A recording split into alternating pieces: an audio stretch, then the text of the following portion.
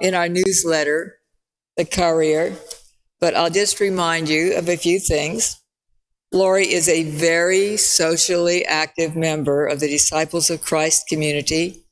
She holds a Bachelor of Science in Comparative Religion from Texas Wesleyan and a Master of Divinity from the Bright Divinity School at TCU.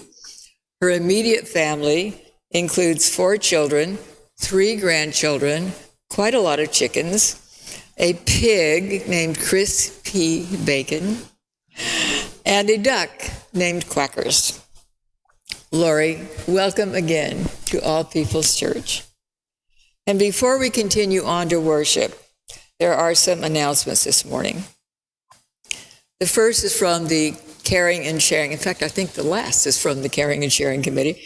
The Caring and Sharing Committee at All People's Church works to connect people in need of some kind of material or emotional support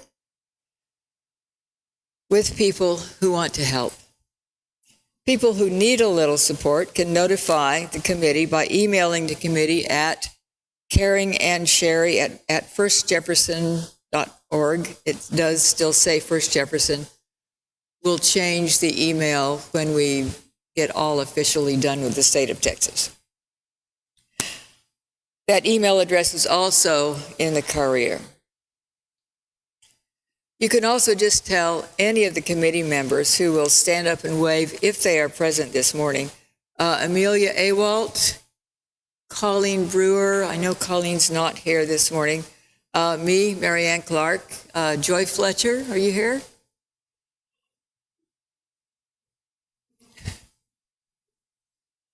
If you would like to share some care, please sign up on the volunteer form on one of the tables outside in the hall. One of us, probably me, will be nearby to help you find it. Just think of Caring and Sharing as an enormous expansion of our monthly potluck and one way of serving others in community. We ask you now to settle into a spirit of worship and reflection as Misha plays the musical prelude.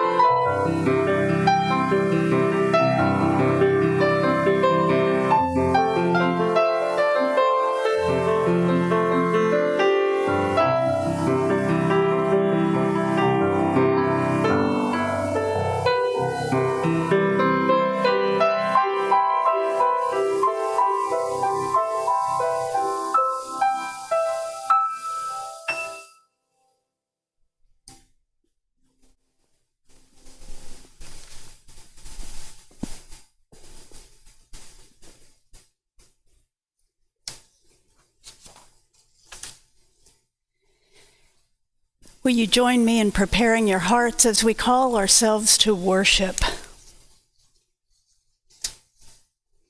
Who is my neighbor? The poplar trees and the whippoorwill, the green valleys and orange butterflies, the crisp rushing stream and the bluegill, the bright blue sky and rocky snow-covered horizons, the air we breathe, and all the microbes that inhabit every breath. Who else is my neighbor? The coyote and the fox, the great horned owl and the black bear, the field mice and the black widow, the trout and blue heron, the garden snake and the opossum, the tick and the dust mite. Is anyone else my neighbor? The universe that came into being nearly 14 billion years ago, and the planets and stars and suns and galaxies we look upon with such awe and wonder. The tiny particles of life that lingered in the stardust until they could become us. They are no different from me. We are one. Let us love our neighbors as ourselves.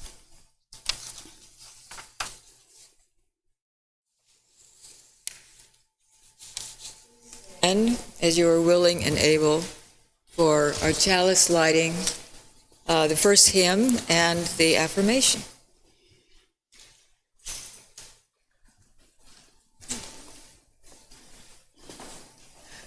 May we be reminded here of our highest aspirations and inspired to bring our gifts of love and service to the altar of humanity. May we know once again that we are not isolated beings, but connected in mystery and miracle to the universe, to this community, and to one another. Our opening hymn is number 112, Do You Hear?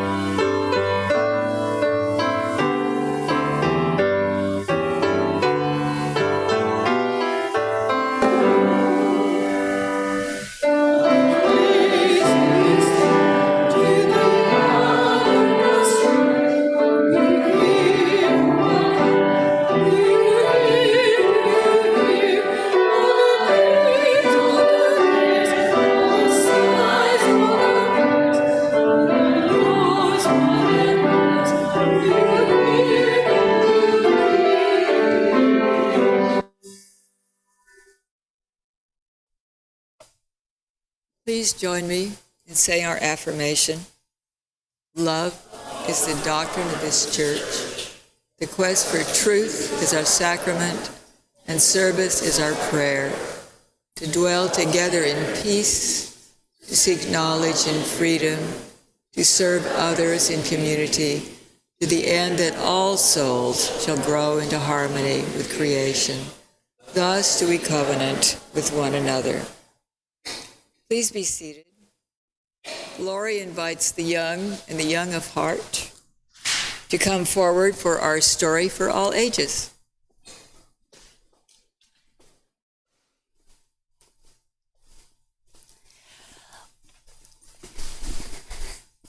Good morning. How are you? I have a giant chicken book, but it's not really a book. I know, it has amazing things inside of it. So last night, I went out with some of my friends, and we do this on a regular basis, and we visit homeless encampments and make sure that the people living there have what they need. If they want a ride to the shelter, we drive them to the shelter. If they just want a warm coat or a blanket, then we provide that for them. And we do that through the generosity of people who are not able to do those actions themselves, but they provide the money or the items to do it for these people. So my Jewish friends call the action mitzvah. So that means a good deed. So when we do this for several people or do a lot of different ways of doing good deeds, each one is called a mitzvah. So this box is full of mitzvah.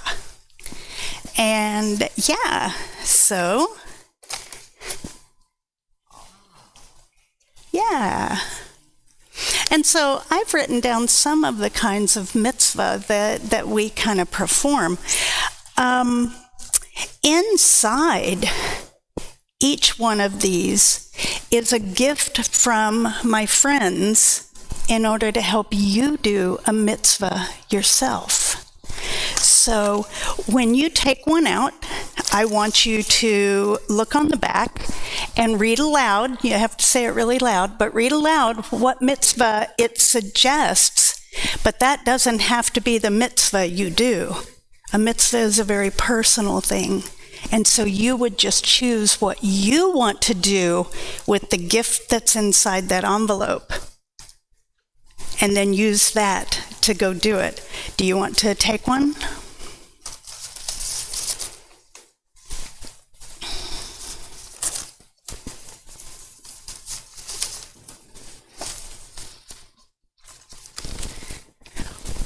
I thought I had someone on the other side of me.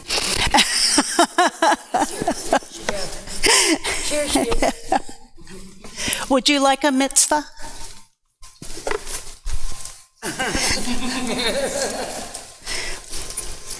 Come sit with us and enjoy the good deed. So would you like to start? I want you to do two things. The first thing is I want you to read the mitzvah that is written on there.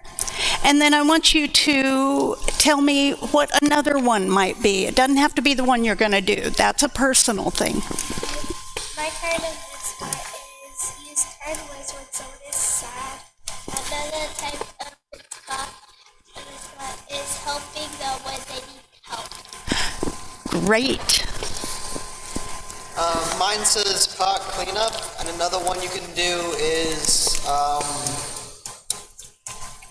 help cook food for people who don't have any food. Absolutely. Mine says feeding the homeless dogs and cats, which is perfect. They were ready, so. Okay, but you also have to suggest a second one. Okay, and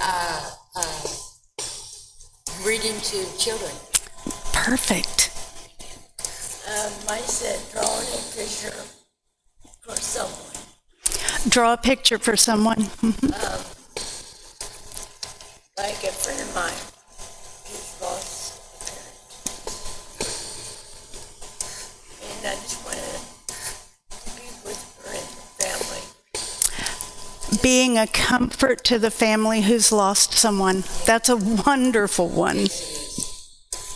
Okay, mine says recycling, and then another one would be maybe helping out a classmate if they don't understand the material. Oh my gosh, that's wonderful. Absolutely. So I want you to go out this week or next week, because sometimes it takes us a little while to figure out what our mitzvah might be. And then I want you to open your envelope, Later, when you've decided what your mitzvah is going to be, you open the envelope and then you use what's inside to help you accomplish that for someone. Okay? All right. Go in peace and do good deeds. Bye.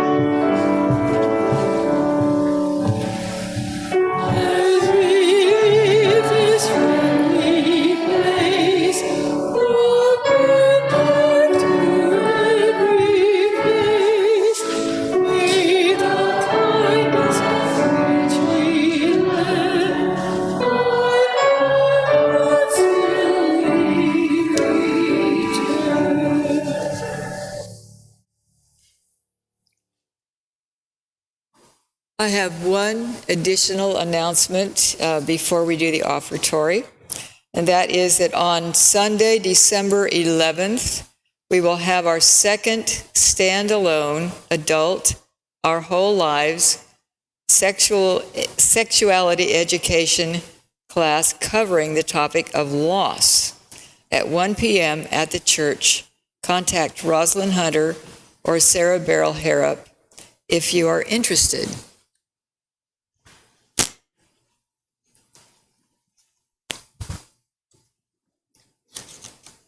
We give to remind ourselves how many gifts we have to offer. We give to remember that we are part of something bigger than ourselves. We give because we believe in music and in sacred space. We give with the faith that together we have enough. We support our community outreach efforts with our Share the Plate program.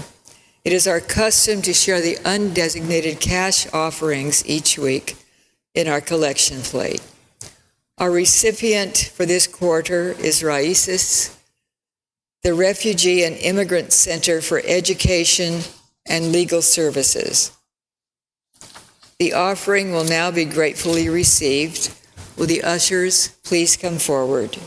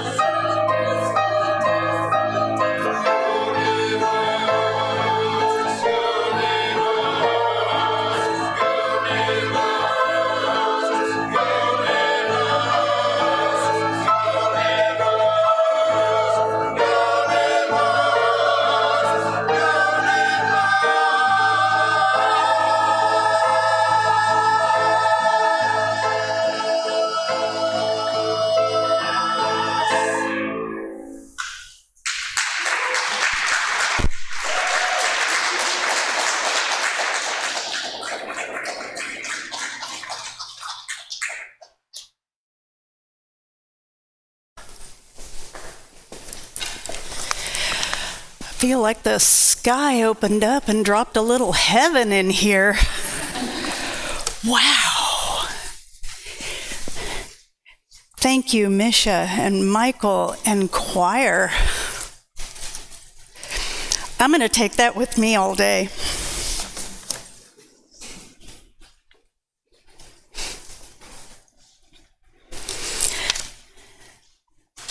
Our reading for this morning comes from W.S. Merwin. The late William S. Merwin wrote poetry through the lens of Buddhist philosophy and a deep concern for our natural world.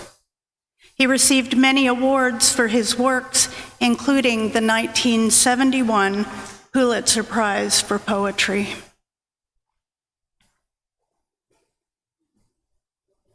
For a coming extinction. Gray whale, now that we are sending you to the end, that great God, tell him that we who follow you invented forgiveness and forgive nothing. I write as though you could understand, and I could say it. One must always pretend something among the dying. When you have left the seas nodding on their stalks, empty of you, tell him that we were made on another day. The bewilderment will diminish like an echo, winding along your inner mountains, unheard by us, and find its way out, leaving behind the future, dead and ours. When you will not see again the whale calves trying the light, consider what you will find in the black garden and its court. The sea cows, the great ox, the gorillas, the irreplaceable hosts ranged and countless, and foreordaining as stars, our sacrifices. Join your word to theirs. Tell him that it is we who are important.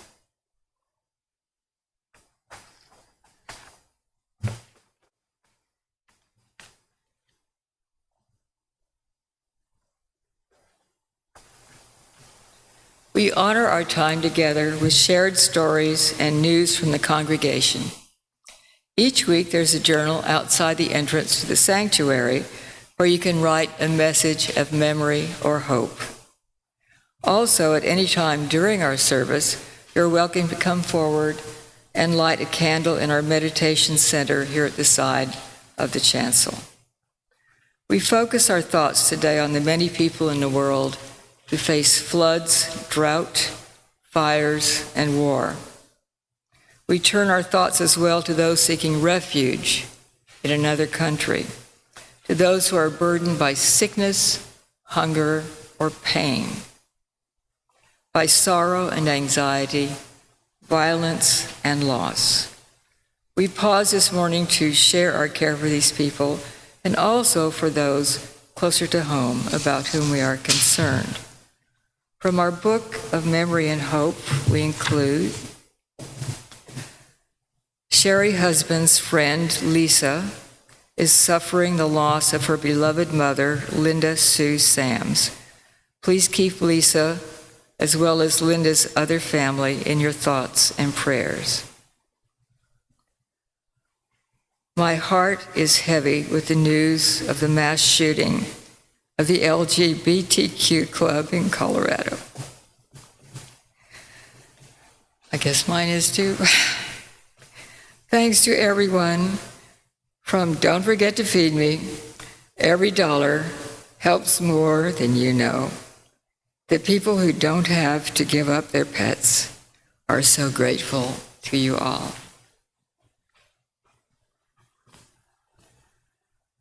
May the warmth of this community extend to all who are rejoicing or hurting in our wider world.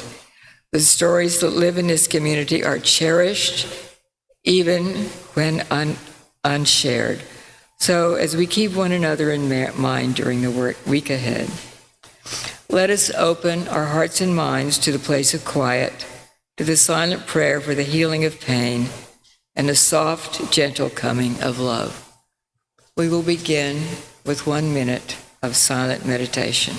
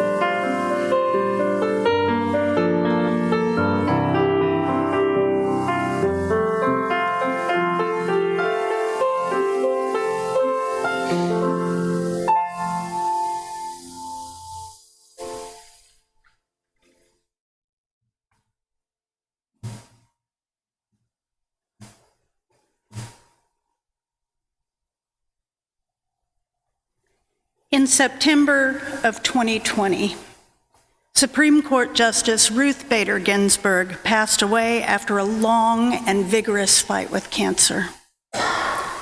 Her legacy, in death as it was in life, brought to the forefront the duties and responsibilities of a leader to always fight for the rights of those oppressed and marginalized. And she valiantly showed her commitment to this as she staved off her own death in an attempt to live past our election of a new president. Her love of God's creation moved her to not only speak out against injustice, but to act on her belief that we are each called by God to protect that which is in danger and speak for those without a place at the table. Leadership, RBG, that powerhouse in a tiny package, has left her footprints in the softness of life and the hardness of death. Our future looks bleak without her, doesn't it? She sat on the High Council in God's divine assembly as one of God's divine beings, a judge, a God with a little g. One who, according to our ancient scripture, is appointed by God to guard and protect creation, to lead humanity by example, to create a fair and equitable community for all. a judge of the wicked and protector of the lowly. There are over 2,000 scripture verses calling for us to meet the needs of the poor, the marginalized, the oppressed, the orphans. In Judaism, humanity is called upon to right the wrongs and create a more just world. In Buddhism, we are to have compassion for all beings, rich and poor alike, as each has its own suffering. Hinduism also calls us away from greed and toward good deeds and actions, because we have a shared responsibility for all of creation. Psalm 82 goes just a bit further.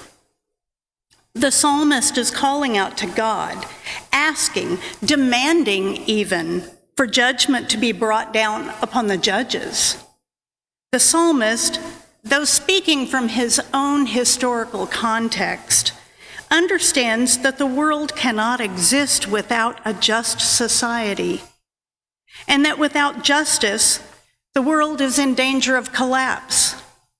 The little g's are showing favor to the wicked while judging the wretched and lowly. Humans reaching godlike transcendence and usurping power as if they were truly the God of creation.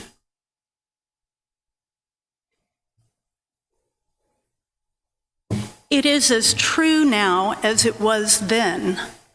These little g's controlling our world, showing favor to those with power and wealth while muting the needs of the lowly and silencing the cries of the oppressed.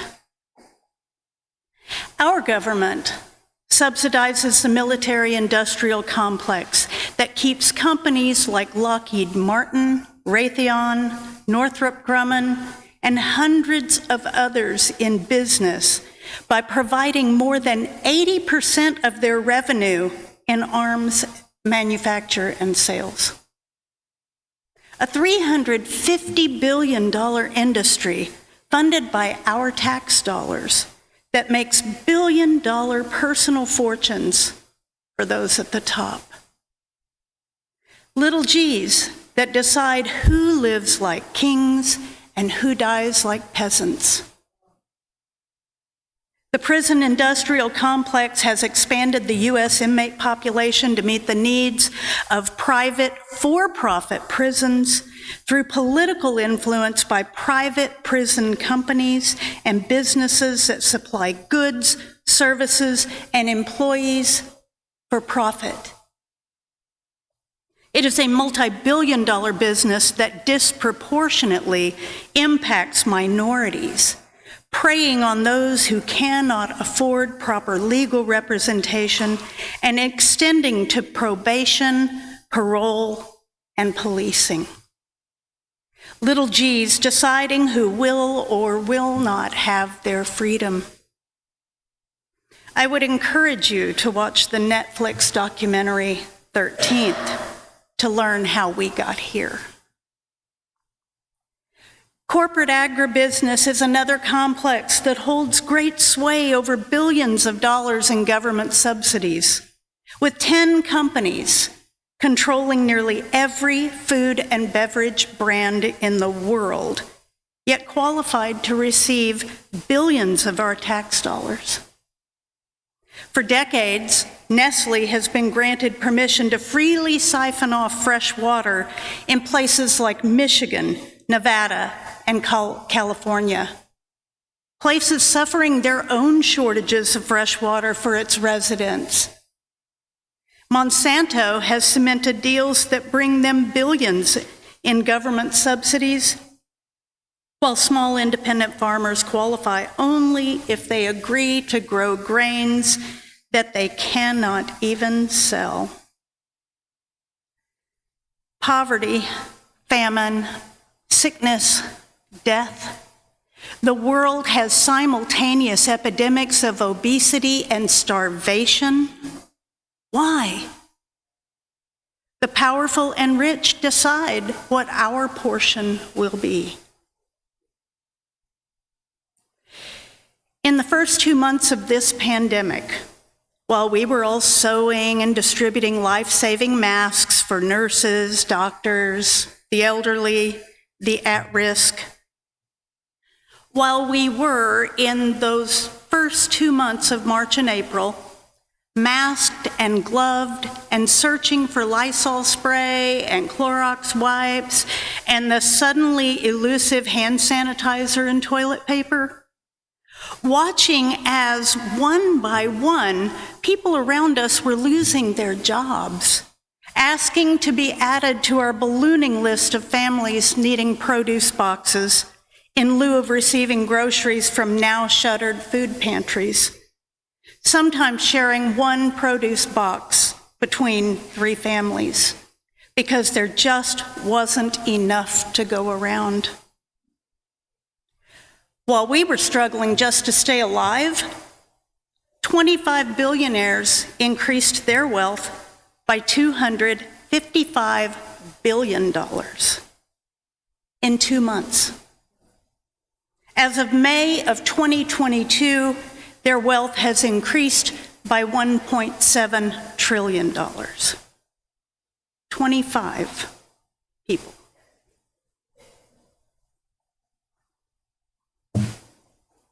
How long will you judge unjustly and show partiality to the wicked? The psalmist really wants to know, because he has seen that God created this world with a mind and heart set on equity and justice. But those in power have become distanced from those they are appointed to protect, and greedy for financial gains in exchange for favors that create even more wealth and power for the elite. Rescue the weak and needy. Deliver them from the hand of the wicked. The ignorance and failings of these leaders are threatening the very foundations of the just and righteous universe God has created. And the psalmist is crying out for God to intervene. I'm always wary of people calling out for godly intervention, though. Humans credit God with all kinds of horrific disasters as a response to our behaviors. Firestorms, floods, famine, disease. Some will say that's how God handles our arrogance. If that's the case, why have we not been washed clean of the greed of humankind? Why are we consistently told how to care for one another across so many millennia and still find ourselves in this chasm of socioeconomic and environmental divide? So maybe we should just ask ourselves, who exactly is answerable for how things are now? We can, like the psalmist, cry out to God until we no longer have a voice, but God didn't make the mess we're in now. Throughout organized religion and spiritual groups, there's a running narrative that says the moral order of things is tied up with the created order. They are intimately connected. When we say that the world was created as good, we are saying that it was created as just. After all, you cannot say that it was a good world if it were not a just world. God handed humanity a perfect world with enough of everything to go around tenfold, 1,000-fold. We have the power to choose our own leaders and hold them accountable for their misdeeds. So who exactly is answerable for corporate greed, for eco-pollution, for hunger and war and hate groups, terrorism and genocide, for wildfires and the destruction of ecosystems, for systemic racism, and for global pollution that is creating a climate change that will surely be the end of human life unless we take drastic action immediately? is answerable? Is it the little g's? Because it would be easy enough to blame them, to walk around as blindly as them, wringing our hands and believing there is nothing we can do to change the course this world is on. Or do we hide our own dirtied hands behind our backs?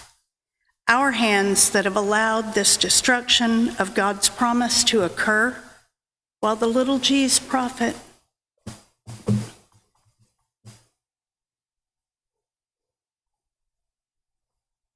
God gives us the answer in this psalm with a stinging indictment on leadership that benefits only the top and openly allows suffering at the bottom. God says these leaders may be powerful, but they are as mortal as you and I. They breathe like us and walk like us and die like us.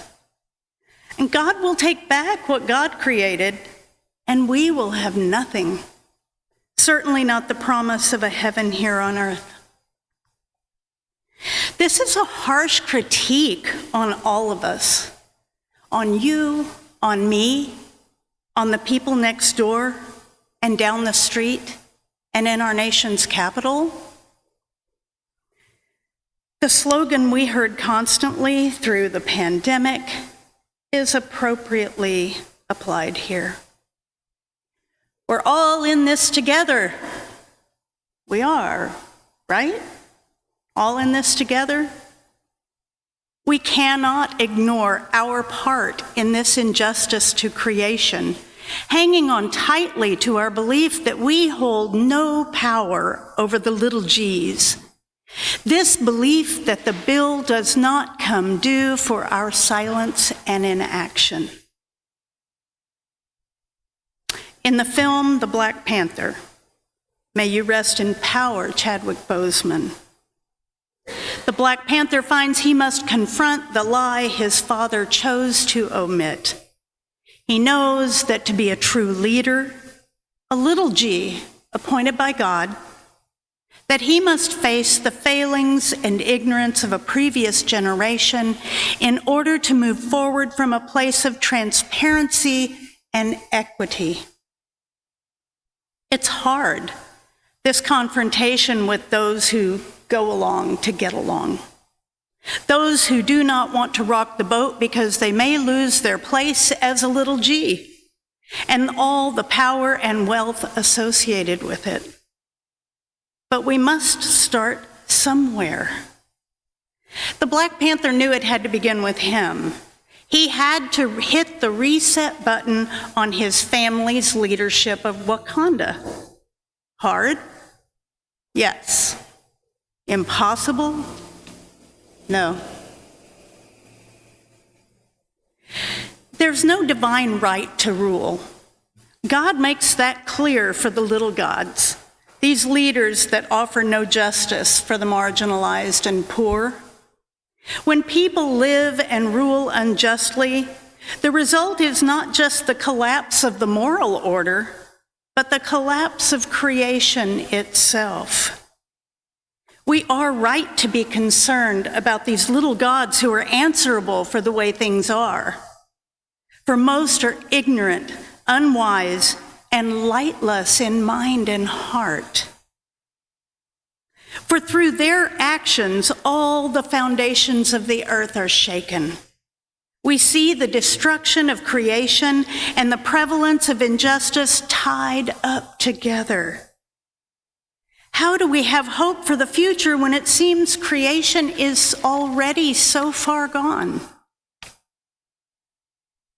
How does the psalmist keep from despairing at a world full of turbulence and destructive forces? How does he keep from feeling fatalistic? What prevents him from covering his eyes and ears and pretending it will all just go away? Do you know what makes the psalmist say that just because this is the way things are, it doesn't mean that is the way they must remain? What gives the psalmist hope is his vision of God in the great assembly. His hope is in the vision of God calling into account the powerful, the rulers, the little g's. To the psalmist, it is the great truth that God rules supremely and justice will be rendered. The psalmist sees the veil of power held by the little g's being pulled aside to expose them for what they really are: human, mortal, nothing to fear. He cries out in hope, knowing they hold no real power, knowing God is the only true ruler of creation. The powers that we see at play in our world, all of those forces that can make us feel like pawns, used and manipulated to elevate others' position or wealth, they will, like us, one day have to reconcile their actions on earth, and this makes all the difference in how we are to live. No longer are we taken in by the power of others. No longer do we think of them as gods. Instead, we know they are forces we must address. They are the sins of previous generations that we must confront, setting the scales of justice even once more. Robert F. Kennedy said, "Let no one be discouraged by the belief there is nothing one person can do against the enormous array of the world's ills, misery, ignorance, and violence. Few will have the greatness to bend history, but each of us can work to change a small portion of events. And in the total of all those acts will be written the history of a generation."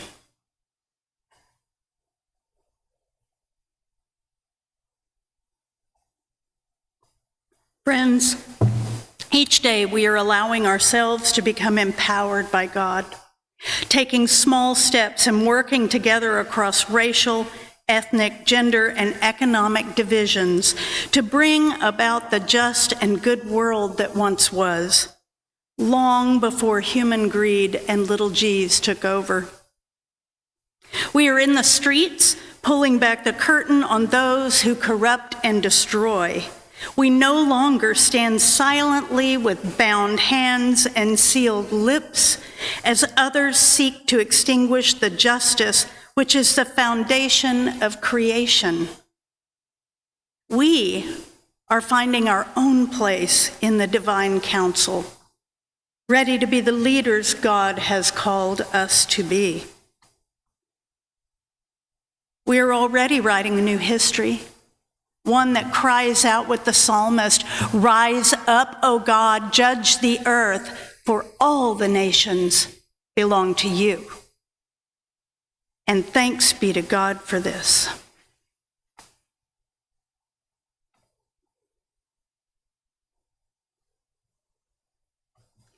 Will you join us in the closing hymn, number 1028, "The Fire of Commitment"?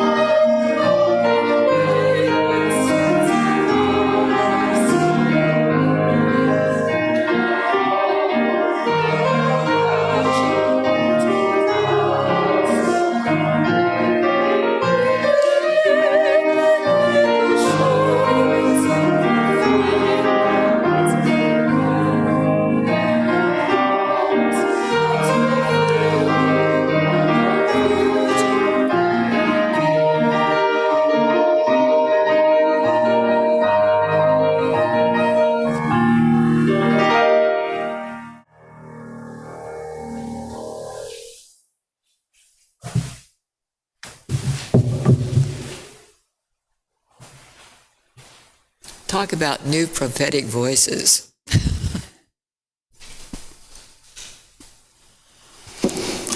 May this flame, which has brightened our time together, warm our hearts, light our paths, and inspire our vision as once again we go our separate ways.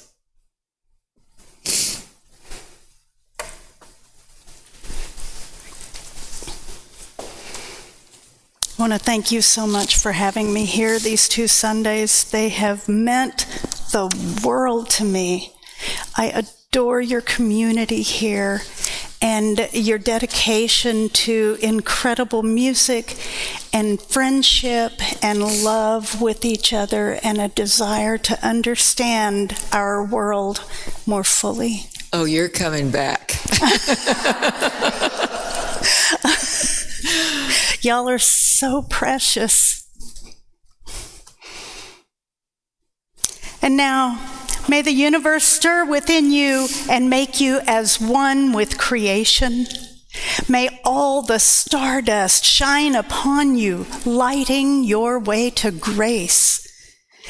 May the broad expanse of creation's love and the abundance of the richness of this earth shape your perspective on your own life and needs, including those things which disappoint you. May the eyes of your heart be open to all the blessings which surround you. May this awareness produce a harvest of generosity in your spirit. May thankfulness rise up from within you, not just during this short season, but day after day, from the early morning watch until you retire for the night. May your thoughts and deeds reflect gratitude while also acknowledging the needs of others, whose situations are so drastically different.